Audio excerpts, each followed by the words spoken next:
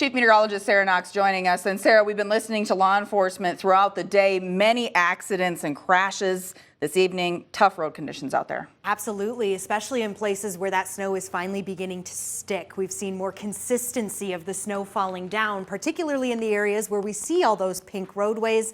Pink meaning completely covered, whether that be in snow or ice, because temperatures have taken a big dip. Talking about Minnesota 56, it's right there. It kind of hides within the pink, but that is red, meaning that the road is closed. Meanwhile, you see plenty of green as well, which is good news, but it can be a bit deceiving because we see these pockets of some moderate to heavy snowfall just busting through the area, and in an instant that visibility can just be reduced just like that.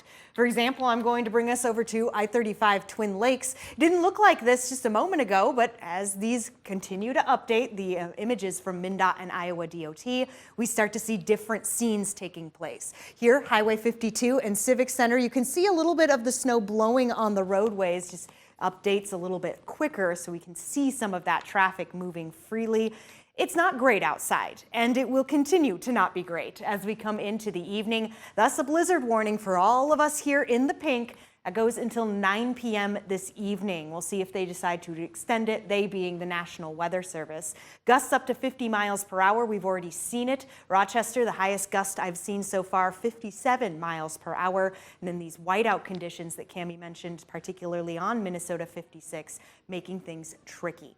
Moving over to satellite and radar, and normally this wouldn't look too bad when it comes to snowfall. At most, many of us seeing 1 to 2 inches by the end of all of this. The problem is the winds. The winds are blowing so strong, they're cooling things down so quickly that the snow that does come down, particularly in some of these darker blue areas, starting to stick, freezing to the roadways.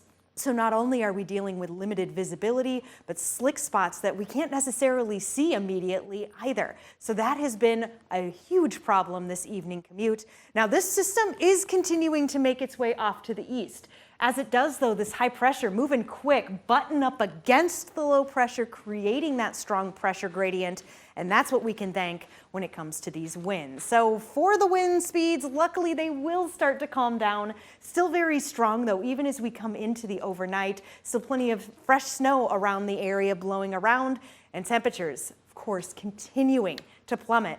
Almost all of us now in the single digits. Rochester sitting at 8 degrees, 6 degrees in Austin, Albert Lea, 5 in Dodge Center, Owatonna. So we've got so many different things going on. These temperatures are expected to keep dropping as the snow starts to exit. So even once the snow is gone, we still have to worry about the strong winds, the wind chills, these dropping temperatures, and a very cold start to our Friday. Right now we've got the goose egg there for the overnight low tonight into Friday, but I would not be surprised if many of us do slip below the freezing mark. Just the fact that we've had such strong winds, this fresh snowfall. Now luckily things do start to level out as we get into Saturday and Sunday. Sunday, the first day of astronomical winter. And then I'll step out of the way and show you what's coming for Christmas. So I'm not gonna lie, we're gonna be in jeopardy when it comes to that white Christmas, but only time will tell, Cammie.